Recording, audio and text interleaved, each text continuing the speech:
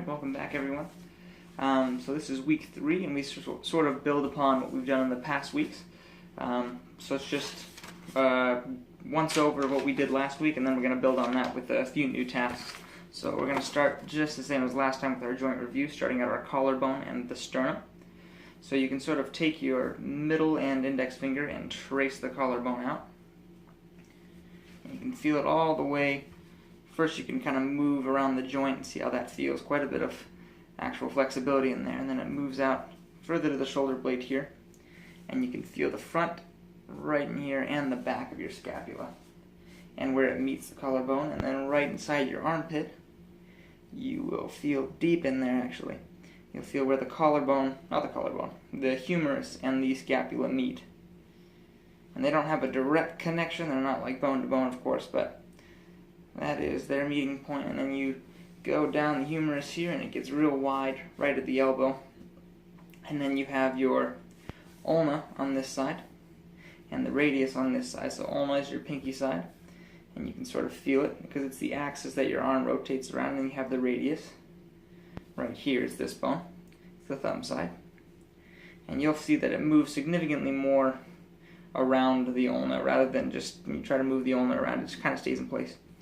And then you go up to your wrist, kind of move it side to side, forward and back, and then you have all of the carpals in here. And then the little joints for your fingers. You can quickly trace it down on the other side as well, meeting sternum, all the way out to the shoulder blade front here and back. Armpit again, down the humerus, ulna this side, radius this side. And as we've said in the past, this is sort of, you can guide with your pinky, kind of odd, weak finger, but it's where the mechanical strength is. So now we can grab our guitar. And just like last time, we'll have our Raschiato. And just because it's kind of late at night, we'll try to quiet it down. Alright, let's see what we can do here. Alright, good.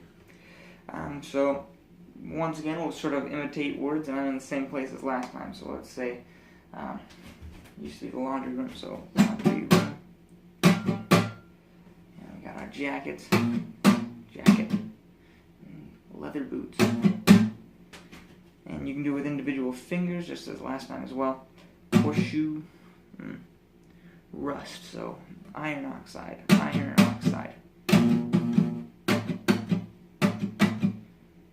skipping stone. Alright. And that is this is a review, so we're kind of going to brush over it real quickly. So that was task 2, now we're on to number 3.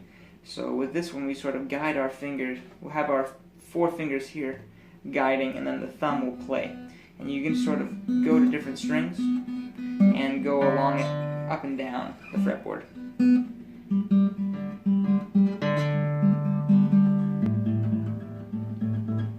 Alright.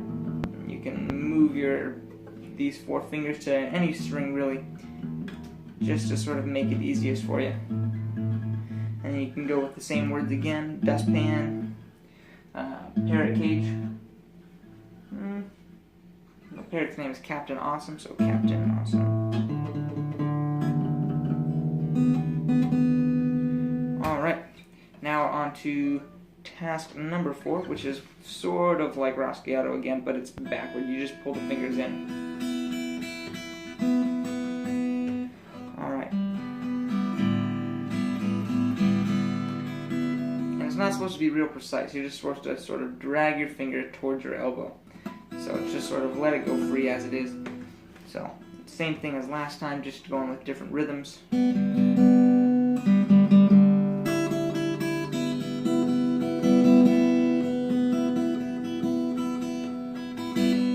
feel free to play around with it a little bit. There doesn't have to be anything crazy specific. But you're sort of pushing those strings into the guitar. Not real hard. Alright, and on to task 5. So this is the same thing as it's the little slide dealio. So just like. And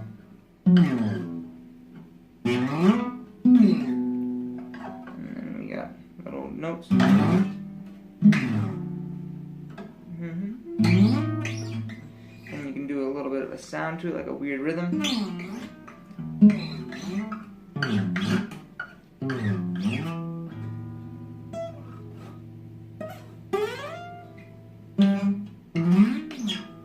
Alrighty. And you can just sort of go with different fingers on different strings. Doesn't need to be anything specific.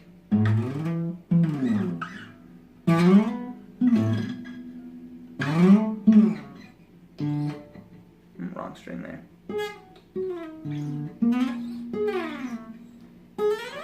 Alrighty. So now we're going to go on to number 6, which is the alternating fingers and thumb.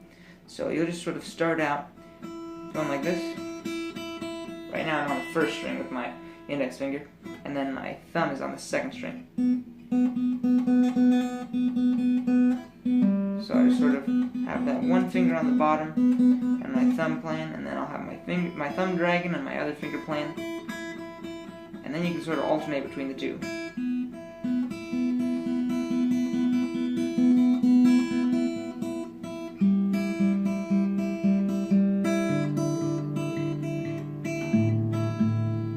Alright, you can go to different fingers if you like.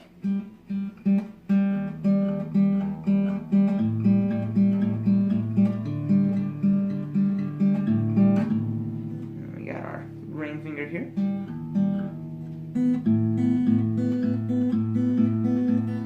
I don't really have a lot of dexterity with this finger. I don't expect most people to either, so don't be worried if you're hitting the other strings. This happens to everyone. And then the pinky as well. Not the most coordinated of fingers.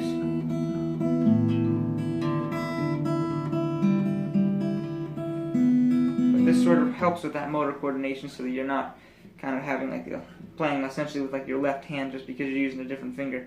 Eventually you'll get to the point where you're pretty confident with all of them. Clearly I'm not there yet. Alright, so number 7 is this 2-finger slide, but it's with like playing a certain note. So you can sort of make basic shapes of a note, like, and so we have this sort of where you have your, I guess, index finger right here on the 6th string, and then your middle finger 1 string below. In fact, actually, I think it's the other way around. So, index finger, 2nd fret here, 2nd fret, 5th string, and then middle finger is on the 3rd fret of the 6th string. So it's kind of the makings of a G chord if you go like this. No. There you go. And you can put that on other strings. Of course, it changes to a different chord, but it's the basic same hand shape. So, and there again.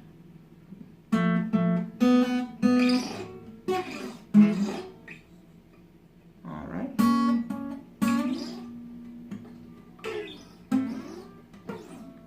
Okay. So now we're moving on to the part that's kind of new. So last week I kind of introduced the whole Louie Louie dealio.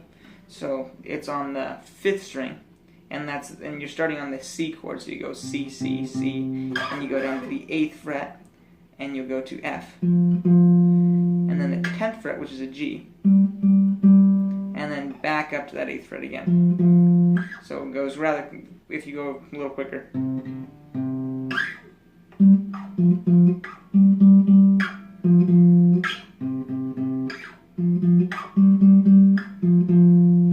So it's real simple, and it's going to go C, C, C, and then there's a rest, and in that rest you slide down to the 8th fret, which is the F, and you hit that twice, and there's another rest, and you slide down to the 10th fret, which is the G, and then back up to the F. So C, C, C, F, F, G, G, G, F, F, back up to the C again. Alright, and we can play that on different strings. You just play it on the same frets, actually, as the 5th string here. And it'll sound a little different because, obviously, the chords are different thicknesses, so they have a little bit different pitch to them.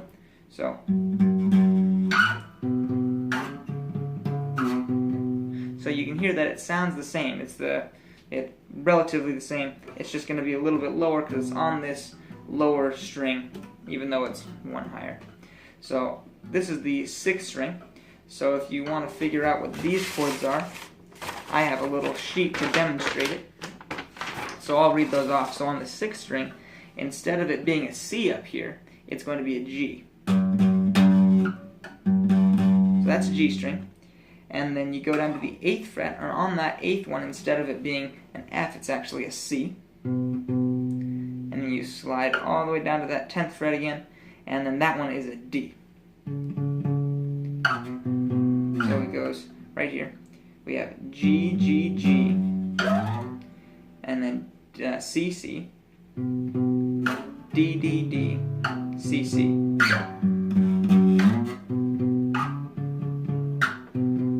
And the same goes for the 4th string, which is one below that original string. So this one is actually going to start on an F. So that's an F, and we start with F, and then down to that 8th fret, just like before, and then you're on actually a B flat, and then you go down to the 10th fret, and you're at a C. And if you do recall, this was a C in our first one, but this one is a little bit higher, but it's still a C. All right, so once again, we're going to start again.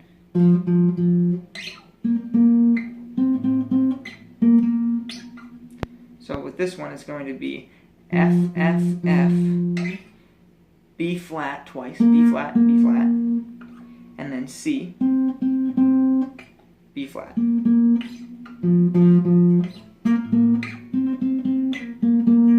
So it's just the same as all of the previous ones, same fret and everything. So it's really easy to try those different ones.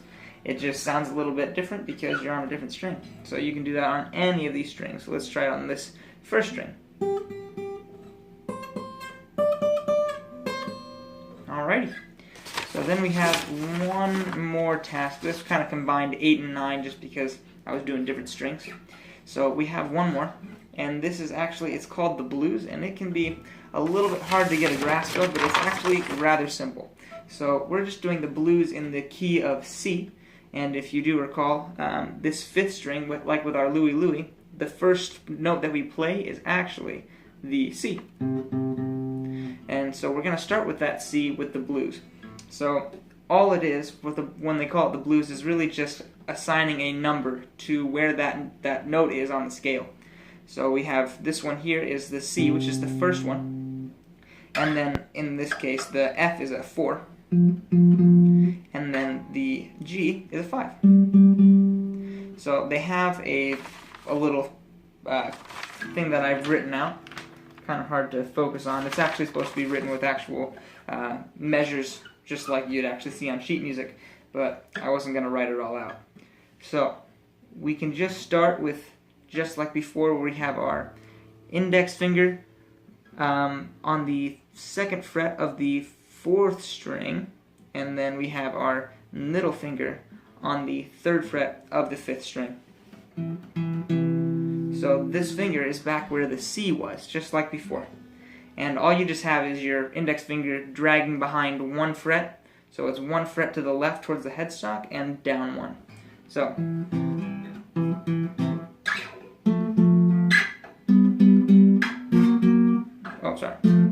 So that would be Louie Louie. So right now we're going to go with our actual blues. So it's going to go one like a note per measure. So it's going to go 1, which is the C. And then I prepare for F, which is right down here. And back up to the C. And then down to the G, which is the 5. And then the F. And then the C again. And back to the 5. And then you just start that again.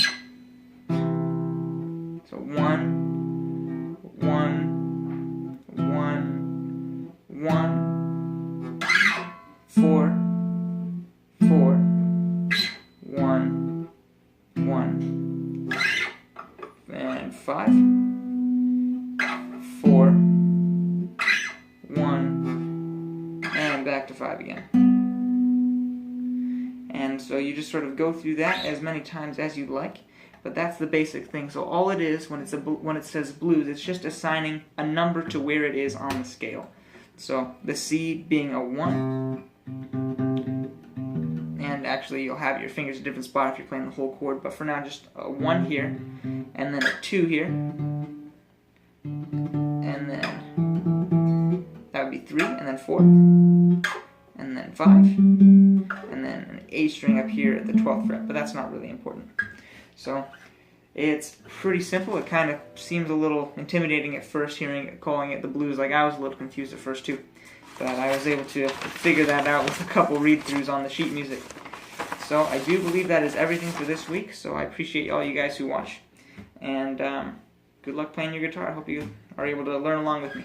So have a good night.